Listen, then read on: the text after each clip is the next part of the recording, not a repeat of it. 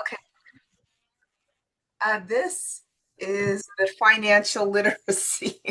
A Oh, lot you got sun in your face. of sun in my face. This is a financial literacy um, uh, video webinar. Um, and just glad to be here. I'm just going to wait a couple of minutes while people come in. So glad that you're able to make it, Priscilla. Yes. Yes, and hi Priscilla. My name is Talina. How you doing? I'm good. How are you, Talina? That's a I'm cool good. name. Oh, thank you. I'm good. Thank you. Yeah. Beating the heat. Yeah. It's gonna actually be my son is gonna be the one joining you guys. I was just getting it Okay. ready for him. But Okay, cool. yes, he's got big things coming up in his life. This is coming at the right time. Good, good. All right, sweetie. Me, here is this is Talina. This is AJ. Hi AJ. How you doing? So they can see her. Rico, is that Rico? Do I see Rico back there? Yeah, Rico just got home. Hey, Rico. How's it going? Going good. How you doing? Good, good. You both are free to join and listen. Okay, cool. Okay, Thank you. thank you. I've been eating these ribs, these barbecue ribs. They're so good. Thanks. The kids love it too. They're like, "Can you make it some for us?" I'm like, yeah. I'm They hungry are. now. They're Now almost I'm done. hungry. Yeah. Now I need to get a snack because I'm hungry. Okay, I need to go start my dinner and take Okay, care of you go do your Noah. thing. You Yeah, go do your thing. enjoy. Learn something, my love. Yeah. Who is that? That just Jamad? Hello. Oh yeah, that's my son. Oh, hi. Great. Hi. How are you? Yeah, I'm good. Good, Aren't you good. there? Yeah. Just watching the presentation. I'm so glad you were able to join us. Yes.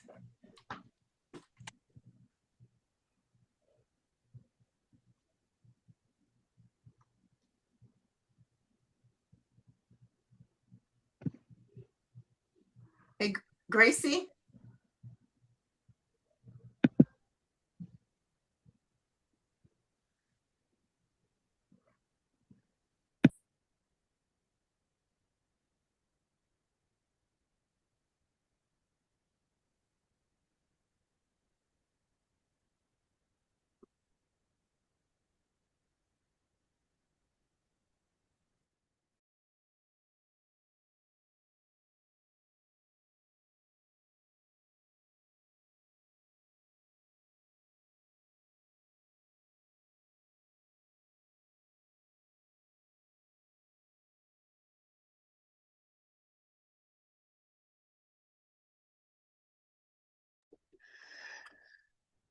So, how's everyone doing this Thursday evening? I'm doing good. I'm just like I said, beating the heat. It was hot and I was out at an outdoor graduation today. Uh-huh. Came home and took a nap, so I'm well rested. Oh, nice. That's Yeah, good. my That's little cousin graduated high school today. oh, that's sweet.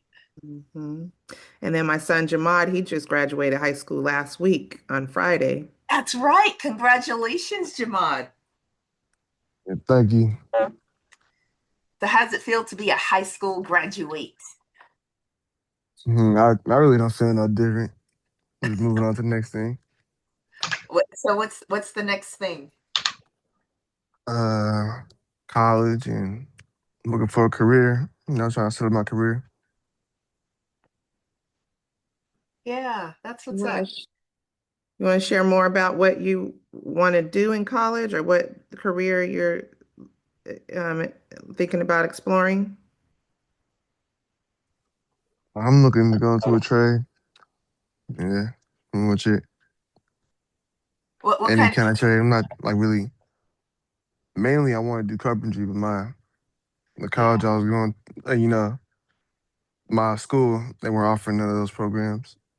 So I'm starting out with like solar mechanics. Yeah, that's actually really smart because, there's a lot of money in the trades, and not everybody is good with college, and Yeah. so many other options out there. That's really good. Congratulations. Yeah, thank you. Okay.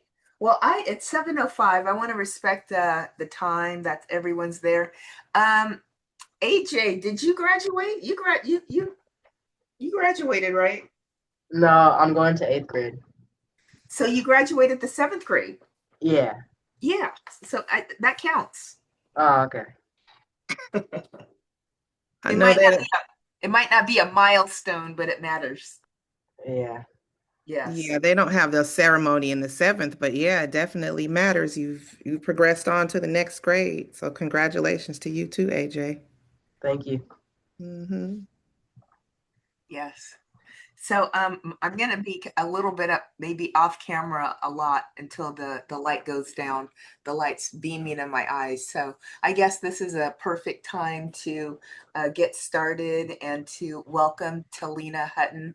She is an author, a book author. She has written an award-winning, best-selling book, and she has a coloring book out available right now for sale. She also helps other budding artists, dip their toe in and learn how to be authors. And so she has a program where she walks people right through the process of doing that. She's also learning all about the ins and the outs about the stock market. And she's got a beautiful heart, wonderful spirit, and she knows quite a bit, about, how to teach. She's an educator, and she is going to share with us a presentation on financial literacy. So this is our second presentation about financial literacy, and take it away, Talina. Okay. Can you share? Actually, I'm going to share my screen. And thank you so much, Dr. Gigi, for that lovely, lovely introduction. My pleasure. I appreciate that. Here. All right. So let's get started. Before we get started, I want to ask you, what are your ideas of wealth? When you hear that word wealth or wealthy, what comes to mind? Um, being able to spend like a lot of money. Okay, I get that. Being able to spend a lot of money. Yeah. Having nice things and stuff like that. Yeah.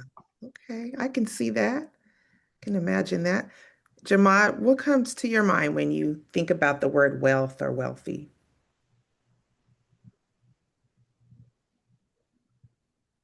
Pretty much the same thing, financial stability. Mm, Yeah. okay. You guys had some really good ideas, and I was able to visualize that. So I was able to imagine, and you guys were able to imagine what wealth and what wealthy means to you. But I also want to invite you tonight to reimagine what wealth is and to kind of broaden that perspective. Dr. Gigi? Yeah, thank you, thank you, thank you. Thank you for saying that, AJ, and you also, Jabad, about what wealth means to you. I am 61. I'll be 62 years old in October, and I used to think that very same thing up until probably 2, 3 months ago, maybe a year ago. And I start realizing it's not about the money you get in necessarily. It's about what you keep. And so I was raised, to get the shiny things, the nice car, the nice, you look like you have money. And it's so interesting because, when you look at people that look like they have money, they often don't, because they've spent it all on looking like, they should have money. And the people that often don't look like they have money, have lots of stuff. And so they've created wealth. They've created, that legacy type of wealth that, if there's an emergency, it's not going to take them out. Um, and so I'm realizing, one year I wanted to see what I could do, see what the most amount of money I could make. I made about $500,000, and that was the worst year of my life. I was busy because my singular focus was making money, and I wanted to make as much as possible, and I did. And I didn't see my kids that year that much. I was busy, busy, busy. I was sick. Um, it was a hard time. I would never want to make money like that again. And so now, I'm looking at my money a lot differently now. How do I have to um, spend it all? And I focus now on paying myself, because I didn't think I was worthy of saving money, but now I know I am worthy of saving money. As a matter of fact, if I don't save money, who's going to save it for me? And I was listening to this one um, billionaire coach, and he was talking. He was saying, one of the things that's interesting with billionaires is they make a lot of money, but they don't have a savings account. Mm. And that really stuck with me. And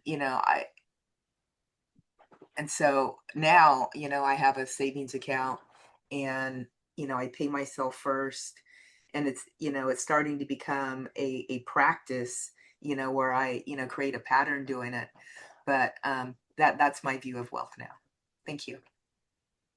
Yes, thank you for adding that because that's where I want us to go next is reimagining wealth, right? We have been taught and we've observed others and we've seen in media on TV like wealth means like having a lot of money and flashy cars. So now I want you to reimagine wealth. Dr. Gigi talked about working a lot and not seeing her children. So that's important, like to a person, right? Your family, your loved ones, being able to see them. What good would being having all the money that you could have if you don't have your family to share it with, if you don't have your health to be able to enjoy it? So I want you to reimagine wealth beyond just the flashy cars or the jewelry, all the money, right? Being what think of as rich, to also think about wealth as being something that families pass down, like recipes, right? Stories, land, right? That you can live on later and add more wealth to, and also health and rest. These are all things that are also can be included in the idea of wealth as we start to reimagine that together. If anyone, after we get after the slide, at any time, if anyone has anything to add to the conversation, that just makes our conversation more rich. If anything any of us have said that you want to add on, please feel free to do so. Since we have this space, everybody's voice can be heard. Did you have anything you wanted to add to that, AJ?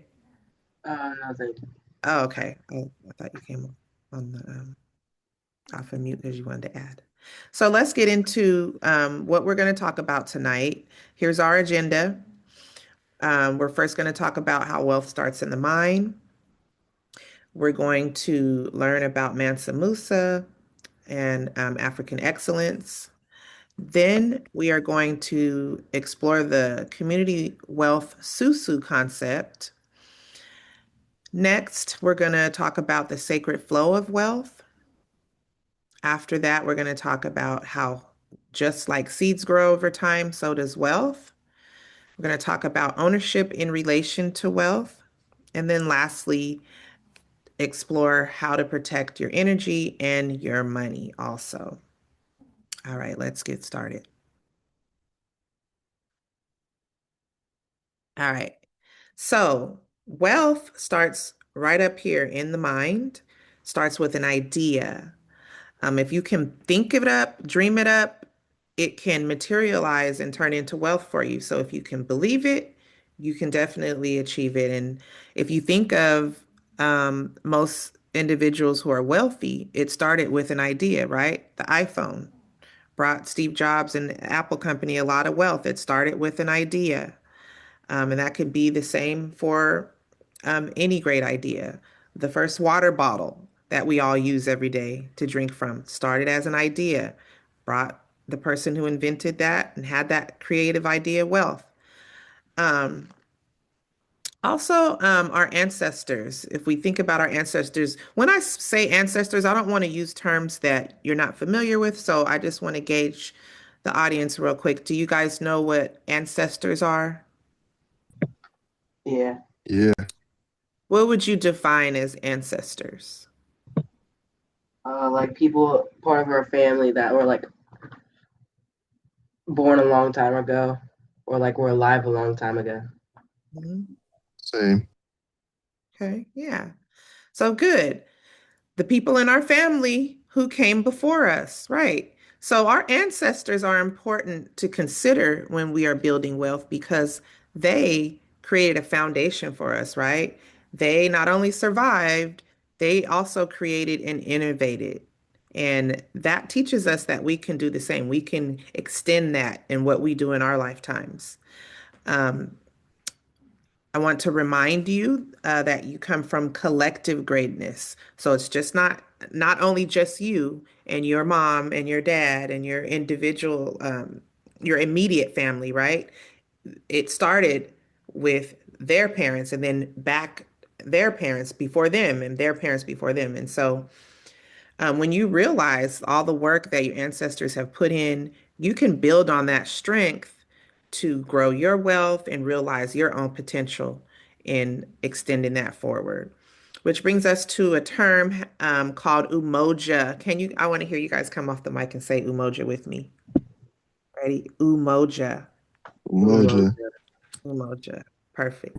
So emoja means unity, right? And that's what we want to strive for and keep in mind when we are thinking about wealth, when we are thinking about our own wealth and building our wealth, okay? Because we want to maintain that unity, not only within our immediate family, but again, considering our ancestors and the work that they've done, those who came before us.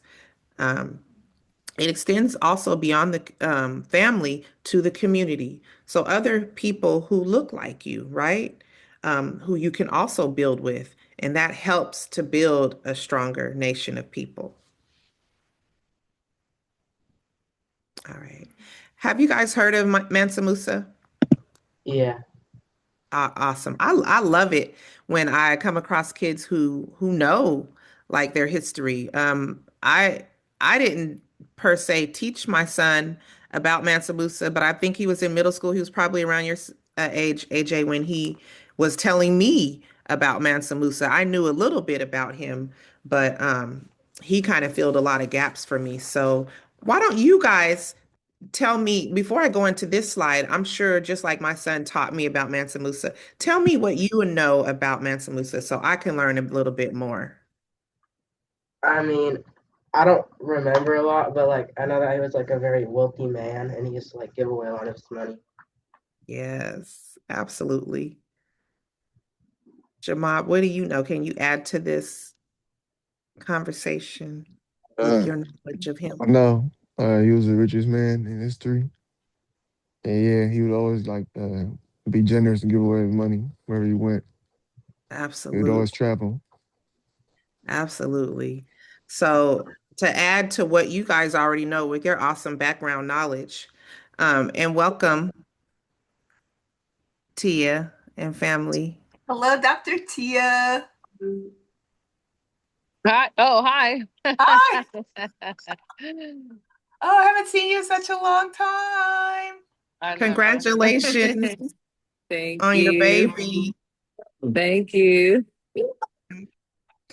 and welcome. And so we were just talking about reimagining wealth beyond we were talking about the idea of wealth and um the young men were talking about how it's what comes to mind is money, like having a lot of money, right? And so we talked about reimagining it to extend it beyond just money, but health, being able to spend time with your family, passing down land, passing down recipes and knowledge.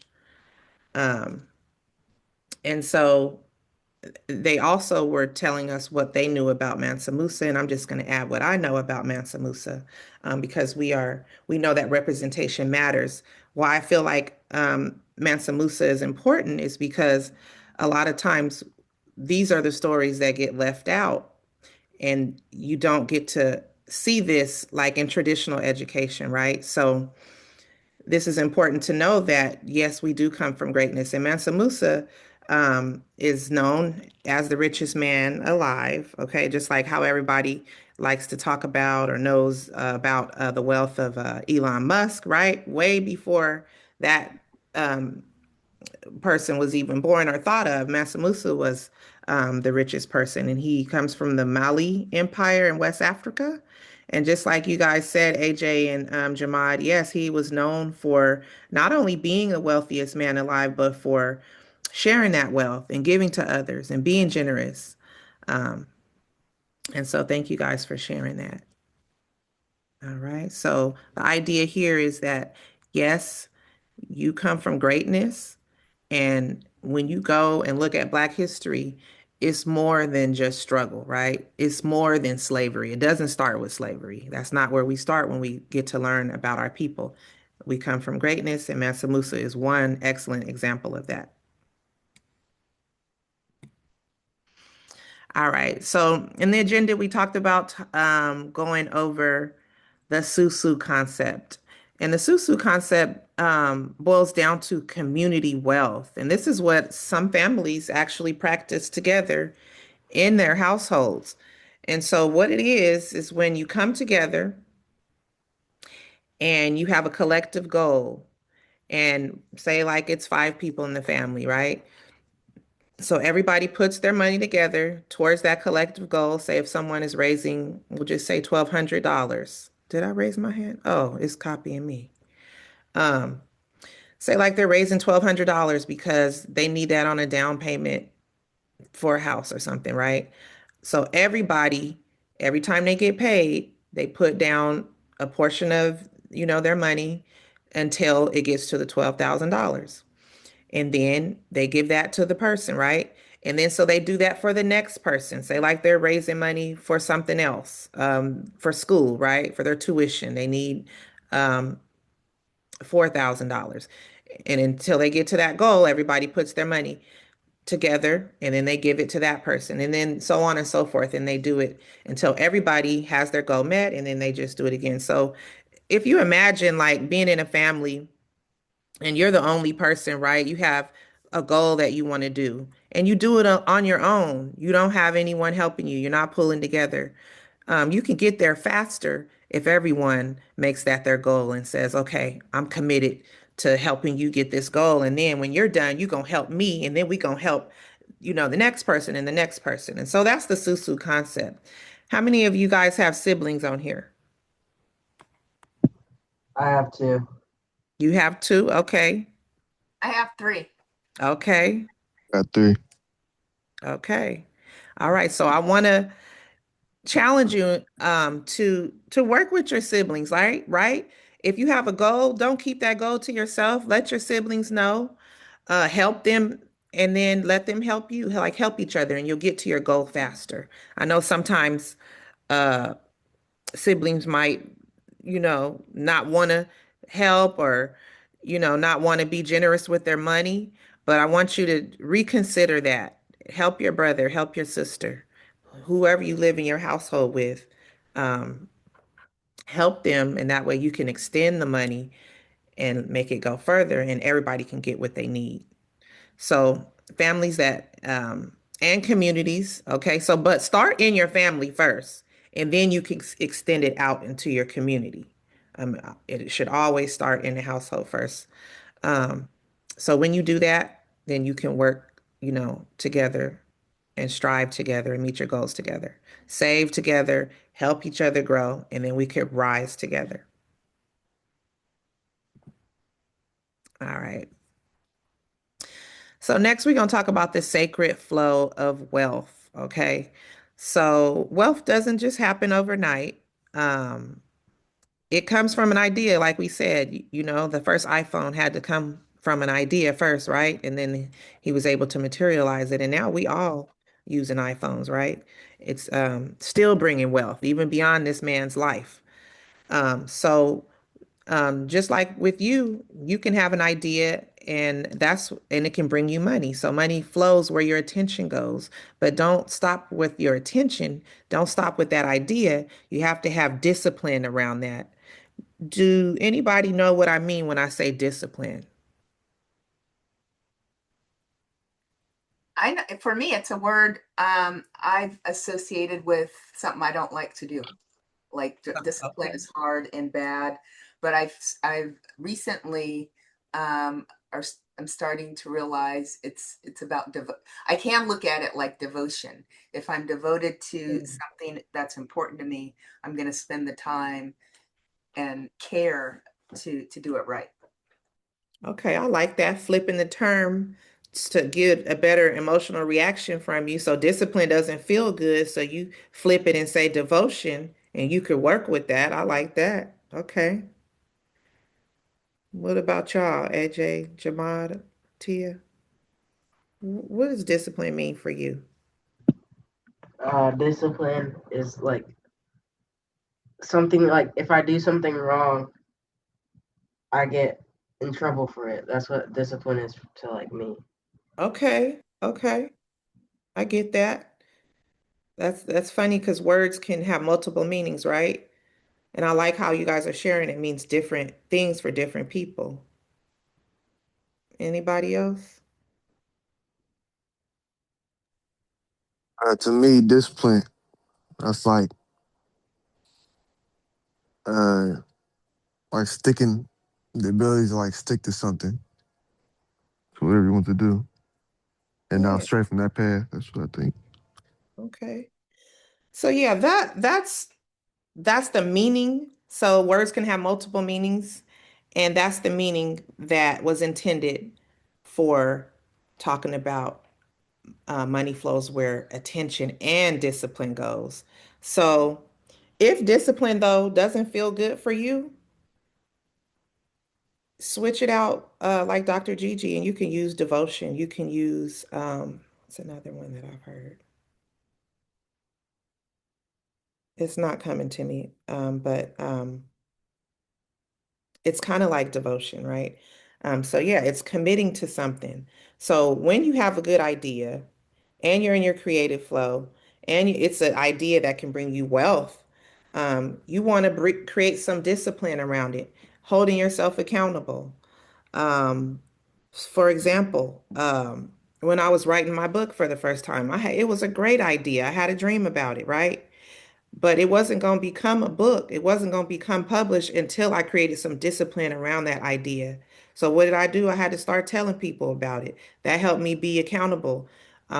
When I told people about it, when they see me the next time, they was going to ask me about it. Say, "Oh, remember you told me about your book that you was going to write? How's that going?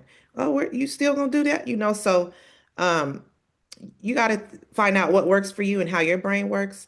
But that was a hack that I used just by just telling people, right? That helped me create some discipline. So that let me know that every day I had to take some action towards writing this book because I already done told everybody about it. So whether it's writing a book, whether it's another good idea that you have, right? You want to create, not only put your attention on it, because we have good ideas all the time, but you want to create some discipline around it so you make progress and you can materialize it and it can actually um, happen for you. All right. So continuing on with the sacred flow of money. Dr. Gigi talks about how she saves. When you save your money, you can grow your money either by investing it. We talked about trading in the last class. And for those who weren't here, Trading is buying a small piece of a company, right, and getting a profit of it by buying it at a smaller, a cheaper price, right, and selling it at a larger price for a profit. And there's so many different apps and platforms that you can learn about that and start practicing on that. But you want to do it repeatedly, right, till it becomes a habit, and that's where your money can compound, meaning it can grow. All right, and you want to just do that every day if you can. And that's a pathway to wealth. And last but not least, before we leave this slide, I want to talk about emotional spending. Um, and emotional spending is when you see something and it feels good, it looks good, you really want it, you have an emotional attachment to it, but you might not need it, and it might not align with your goals of saving. So you want to avoid that. You want to make sure that you carefully plan what you want to buy and plan for your spending.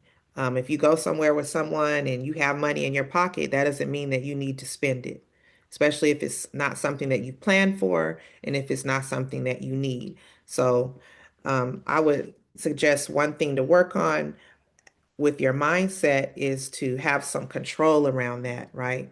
To say, well, yeah, this do sound good. I would like to have this ice cream when I go to the mall or whatever, but it wasn't in my plans, so I'm not going to partake in that. Has anyone um, had to exercise some discipline around money? Any examples of that? Uh, yeah, like there's like a couple times that I really wanted to buy something, but I was either I buy that small thing or I save up for something larger, and that will benefit me more. So I just usually just save up for the larger thing. Exactly. Okay, that's a good example. I'm glad you're already putting some discipline around your wealth mindset. That's good. I want to encourage you to keep on doing that. All right. All right. So wealth is just like seeds, right? You plant it and it grows over time, over time. It doesn't turn into this tree the next day, right? It started as a seed. You had to water it. You had to keep checking on it. You had to make sure it's in the right position to get the most sunshine so it can grow to this abundant tree that you see here. It takes patience. It takes practice. And we talked about trading, which is a form of investing. It is just like planting seeds, right? You start out small until you learn and get your skill, and then you can add larger amounts of money. And what happens is to your money is it begins to compound. And what compound just basically means it's growing, it multiplies, right? You start with $1 and then it becomes 10 and then 50 and then 100. That's compounding. Um, So what good traders do is they study patterns and they practice patience. They find out by trading just a little bit of money and getting a little bit of growth from that, and then take that to apply it to larger amounts. And that doesn't happen again overnight. It takes time. And it takes time sometimes to even find a pattern to figure out, okay, well, I keep buying this company. Um, and it's doing well. I've noticed this pattern with it, and then that way you can increase your money once you find out the pattern. It's a skill. It's not gambling. Um, it takes discipline, right? It's like we talked about in the last slide, and that's why I encourage people to do it every day. Um, One of the things that I do, I try to do it every day, and I do it most days, is get up in the morning when the market opens, especially before work. And right now in the summer, I have a lot more time in the mornings to trade, but I just get one trade in, just one. And even if I get a few cents on that trade, that's growing my money, right? And today it may be a few cents, but as I continue and notice patterns and keep practicing, it'll be a few dollars, and then a few $100, right? And so that's how it goes. Has anybody tried trading or learned more about trading since our last meeting or had any interest in it? No. Okay. Do you know what it is, AJ? Have you ever heard of anybody talk about it? Yeah, I have in school. Okay. I'm glad they're talking about that in school. They didn't talk about that when I was in school. All right. All right. So just like you want to protect your money, you also want to protect your energy. So they go hand in hand, they go together. Um, and you can learn more about money, especially now that um, is everybody out for the summer? I know Jamad just graduated high school. AJ, Yeah. okay. This is a good time to go to the library, your public library, if you know. It's a good place to hang out in the summer. And there are so many different books that you can learn about money. Starting your own business is a great way to learn about money. Um, it just entrepreneurship teaches you more about money, um, I think, than anything because you don't have your job telling you what to do. You have to figure out what to do in order to grow your money. It's you and your business, right? And so you find out, okay, what did I do successful that when I had made this money? What did I do successful in my business? How can I repeat that? Or what mistakes did I make that actually didn't work out in my business? It also teaches you a lot about yourself. Another way to learn about money and grow it is in home ownership, right? Buying homes. People are buying homes um, and renting them out, okay? And their tenants bring them money. Tenants are the people who live there and pay the rent every month, right? So that's a way to grow your money. And ideas, we talked about creativity. If you have a good idea, you can monetize that. It can turn into wealth for you over time, especially if you create discipline around it and turn it into something uh, that you're investing your time in. And last but not least, education. Education doesn't have to look like um, going to school and graduating, right? Well, although that's a great avenue that's already been pre-planned in society, and it works for a lot of people. But education could also mean teaching yourself, um, going on YouTube and spending some time there, creating some discipline around your interests. So if you have an interest in something, um, expand that interest and self-educate yourself. And again, education in school is important because it helps you to educate yourself, right? It helps you. Some of the study habits we learn being in school, we can apply that to our own learning and our own self-learning to learn more about ourselves, to learn more about our interests and our wealth. And if you think about the K to 12 experience, um, just like wealth, it doesn't happen overnight. You have to go to kindergarten and first grade and second grade. Think about your wealth journey like that, right? Um, Going in stages and taking the time to put in the discipline, the effort until you get to the wealth that you're seeking, right? That's the graduation point. So, um, continue educating yourself and protecting your energy. Protecting your energy in terms of wealth, to me, and I want to hear from you guys what it means to you. To me, what it means is if I have an idea, I want to create my idea as something sacred because it is. Because your idea was given to you, right? It wasn't given to someone else. And a lot of times we get good ideas. And sometimes we don't do anything with those good ideas. They just stay in our body, stay in our mind. And to protect your energy, to me, it means to share my ideas with those who I know believe in me, who love me, who care about me, and who will encourage me to do something with those ideas instead of just um, keeping them in my head or my body. Writing my ideas down so I can come back to it later, right? Because sometimes we forget. We'll have a good idea and we don't tell nobody, we don't write it down, and we forget about it. But if we tell somebody we trust and that wants to see us do well, that can create some um, accountability, right? So they'll ask you about it and say, "How's that? Hey, remember you said this? How's that going? What you gonna do with that?" And then it can in turn bring you wealth if you follow through on it and share it with others, um, or create something from it. But does anybody have any ideas on want to share what that means to them protecting their energy and their money? I think it also means watching what you say. Cuz money is energy, right? Money is energetic.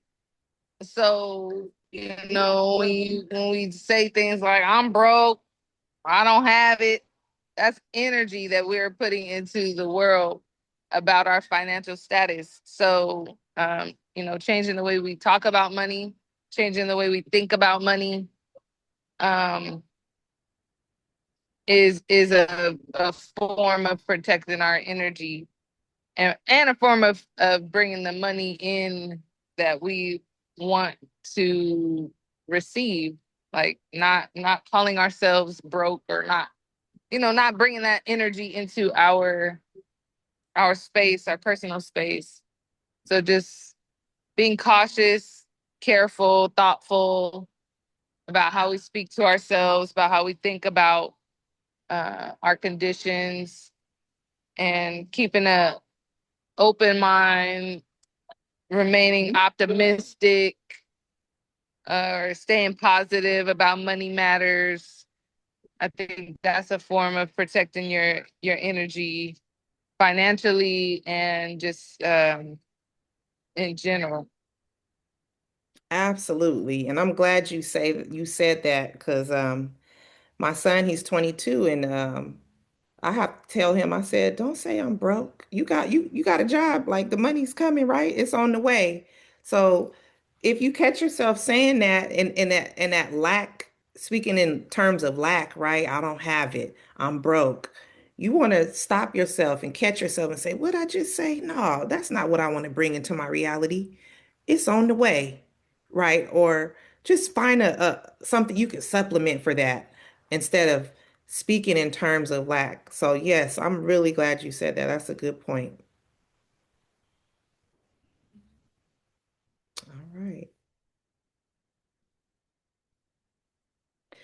All right. So that brings us to the legacy of Sankofa. Have y'all heard of that term? I know the adults have. AJ, No, okay, y'all both have. Okay. Let me hear from y'all. What does Sankofa mean to you? I've heard of it. Oh, you haven't. Okay. No. AJ. I haven't heard of it either. Oh, you haven't? Okay, I thought y'all was raising your hand saying y'all did.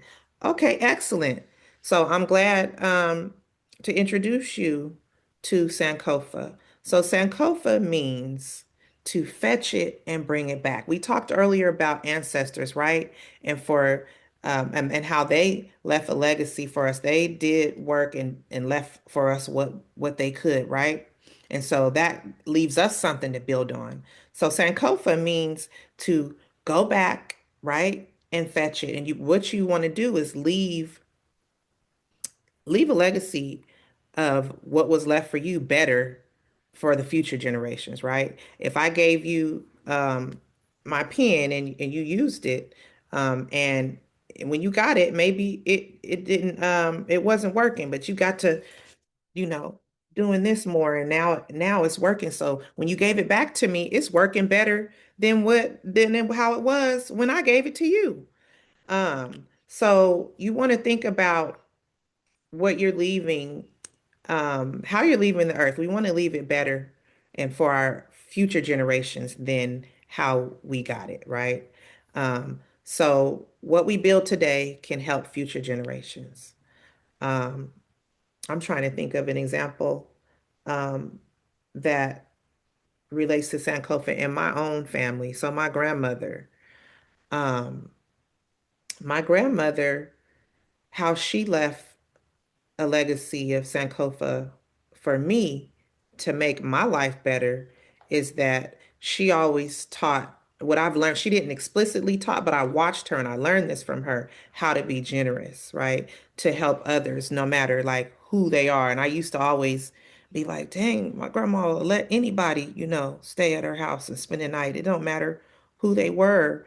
If they needed a place to stay, even though she had a bunch of people staying with her, she had a pallet on the floor, which is like a little, a little sleeping bag or whatnot, and for somebody to lay their head and sleep. They may have to sleep next to a bunch of people, and then two people was probably on the couch, but she never turned nobody away. And so for me, what I learned from that is like, okay, it's good to be generous. Whatever you have, it's good to share with others. And that can bring um, more blessings your way, right? When you think of others and you consider others beyond yourself, others in your community, even if they're not in your immediate family. If you see somebody in need and you can help, you should. And so, um, again, she didn't tell me that, but I just got that from her, watching her, and that's helped me in my walk and helped me to make um, a legacy of Sankofa and things for the next generation better because I'm able to be of service right now because I've seen my grandmother do that. Um, so you always want to connect it back to the ancestors and also thinking ahead to the future, like, okay, this is what they've left for me. What can I leave for them?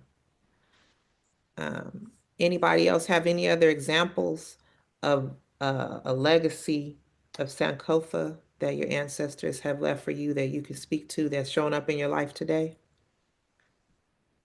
Yeah, actually, I would. I think the legacy my ancestors left me was about education. They always, my dad, my grandmother, my mom, um, everybody, talked about getting your education, as if, within life, people can take a lot of things from you, but they can't take your education. And so, um, that helped me, propelled me to get my education, and my daughters are getting their education. And so these are seeds that we're planting, because we know that they're taking off. I know you, AJ, you talked about, your own business. And so he's in the business of detailing now because he wants to be a real estate mogul. And I could see that for AJ. Jamad, I'd love to hear what, your plans for the future are, but not but, and, this is an opportunity to see money as your friend, as an ally, so that you can have a really comfortable, peaceful, calm relationship with money. And to me, that's very important to have. Thank you. AJ, I'd like to hear more about your detailing business. Oh yeah.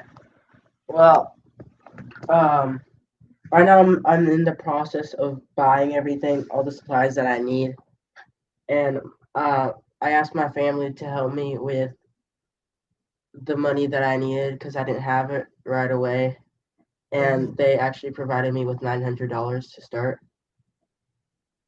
Okay.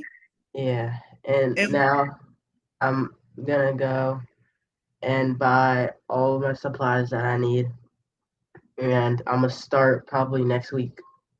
okay. So this is car detailing, right? Yes, Congratulations. thank Congratulations. you. I'll put your contact in the chat so I Right, can because I need tell my people. car done. Okay. Okay, I got a bunch of kids that keep my car dirty, so I need you.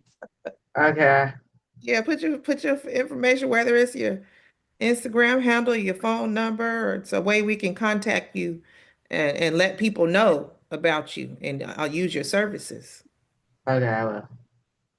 So now, when you got that $900, have you planned out how you want to spend that? Have you written down the things you want to buy, you need to buy, how much it's going to cost you, and everything?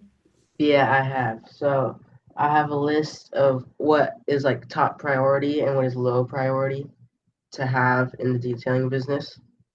I've done my Okay. research about everything that I need. Okay. That is what's up. Congratulations, Thank you. AJ. Yeah. Okay.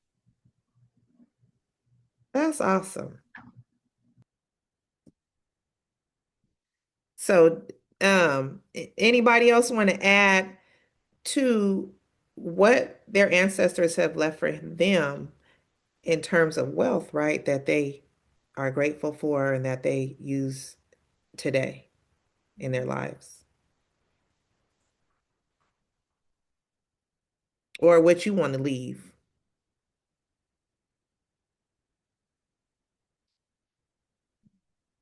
All right. I will say, one thing that I've noticed over time, and I just had to come to the realization lately, is that I don't really worry about money anymore. I used to stress unnecessarily, and that's one of the things that that we go back to the other slide about protecting your energy. I feel like now that I don't worry about money anymore, that's protecting my energy. And one of the things I'm grateful for is that I have more support.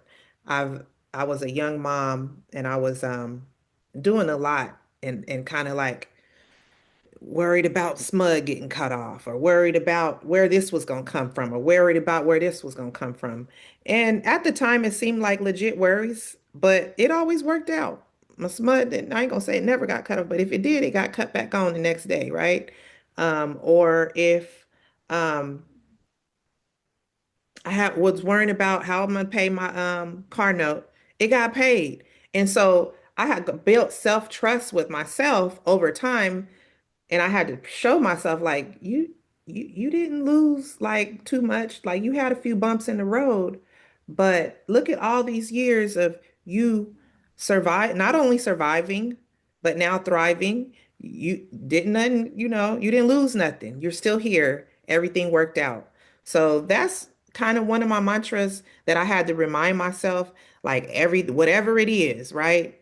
Car broke down. It's gonna get fixed. You don't gotta know how, but it's gonna happen because it always does. If you look back, something always work out. And so my mindset around money is I don't even trip anymore. I don't worry. I know that it's gonna work out. And like I said, I have more support now. I have adult kids who we're doing the susu concept to where they might be helping on the internet bill or buying a few groceries or just little by little. Here, Mom. For the first time on Mother's Day, my son gave me $300. He said, Mom, I'm gonna do that every month. And I was, that's a relief. I'm like, okay, cool. We got to start somewhere, right? And so that's teaching me to have more trust in the support that I have around me. And that's also teaching my son this is responsibility. This is what we have to do over time. We learn how to contribute and give to our family, give back. So I want to encourage you to also to not worry. Like sometimes if you come to a bump in the road with your money or your finances, just know that it's gonna work out. You ain't got to know how, but it will. And don't forget your I want to creativity. add, Go ahead. sorry, sister. No, go ahead. I just want to add, someone taught me this when I was about 21 to work smarter, not harder. Because we are under the impression we live in a world and a society that teaches us that we have to work hard. Mm-hmm. And everything you do, everywhere you look, it's gonna be something or somebody telling you have to work hard, work hard, work hard. But if we work so hard all the time, then we often miss out on the joys of life. So the idea is to work smarter, not harder. So doing exactly what we're doing right now, talking about money at a very early age, so you get comfortable having conversations about money. You get comfortable with concepts about money, um, and growing your money in a way that once you get older, you're already to the point where Talina is talking about not having to worry, trusting that the money is going to come from wherever it's coming from, even if it's places that you didn't imagine or didn't initially think that it would come from.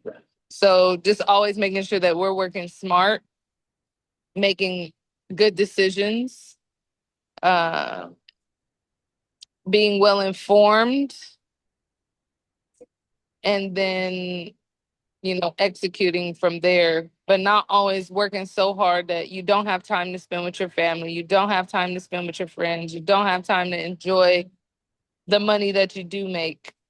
So that's one legacy I want to leave my kids is the Sankofa part of this conversation is to look. I want them to look back and remember that their mom still had fun. I still enjoyed my life. I still, we're at urban air right now. So we still did fun stuff, and that I didn't work so hard just to provide them with a good life, that I actually enjoyed my life as I was creating a life for them to enjoy as well.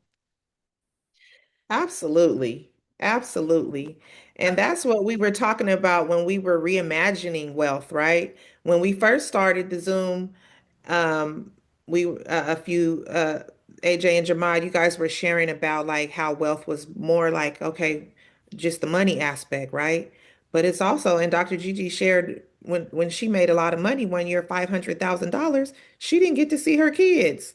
She didn't enjoy her time. She felt sick. She worked so much that she worked herself into sickness. So you don't want to work so hard to where you're not even well enough to enjoy the money, because what's wealth without your health, right?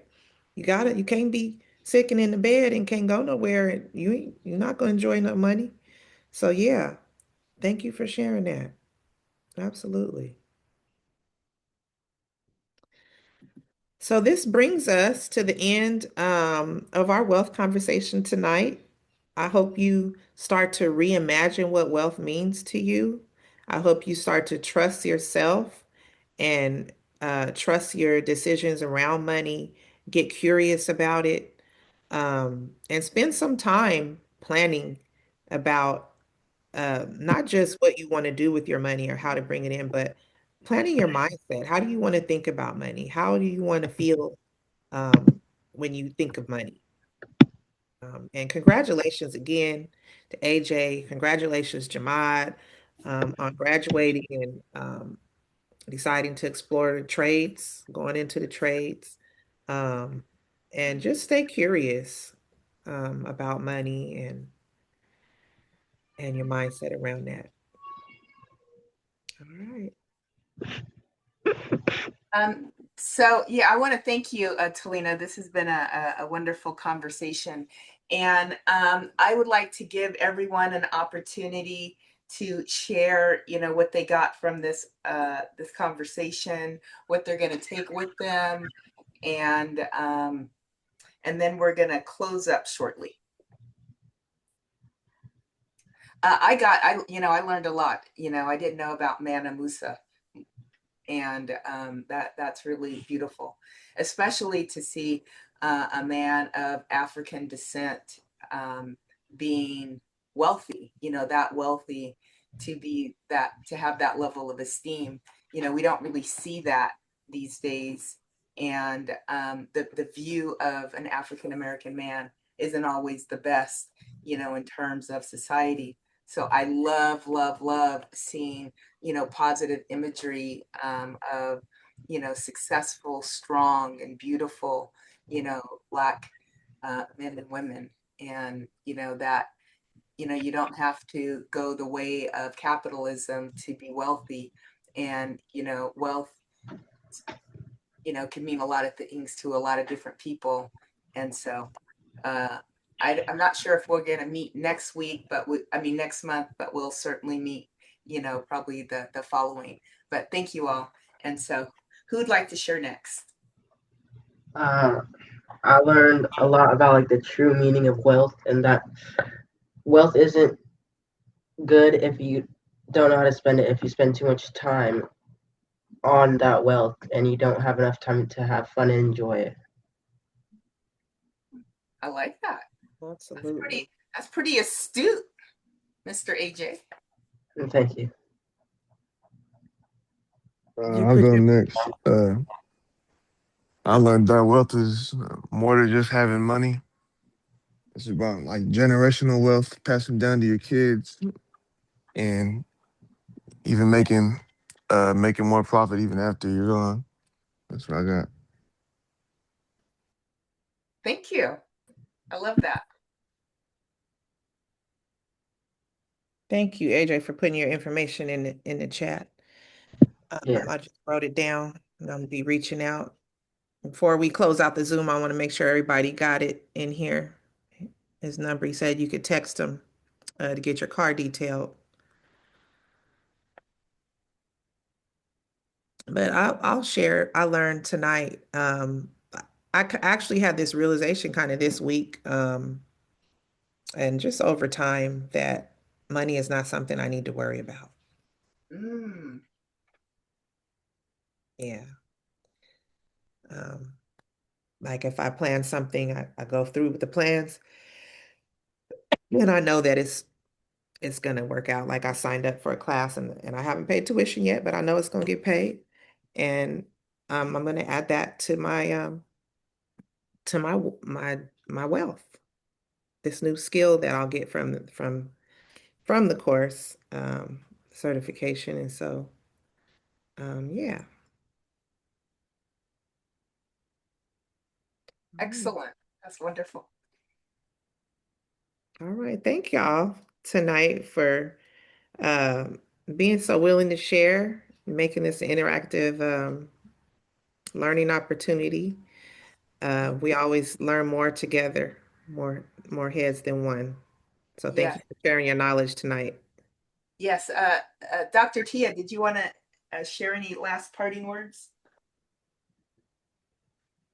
Well, I know you're somewhere, so I understand. At the jump park. Yes, yes, she's out there having a great time. I'm glad. So Yeah.